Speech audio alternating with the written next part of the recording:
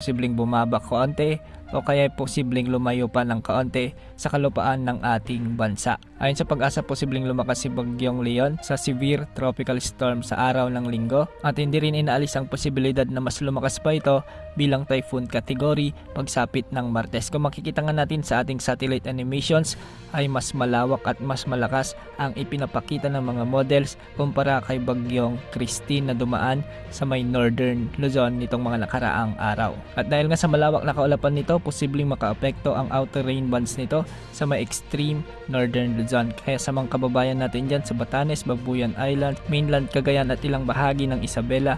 ngayon pa lamang ay pinag-iingat na po natin at pinaghahanda dahil posibleng makaapekto ang outer rain bands na siyang posibleng magdulot ng mga malalakas na pag-ulan muli sa mga nasabing lugar sa mga susunod na araw. Posible rin nitong hilain ang southwesterly wind flow na siyang pinalakas naman ni severe tropical storm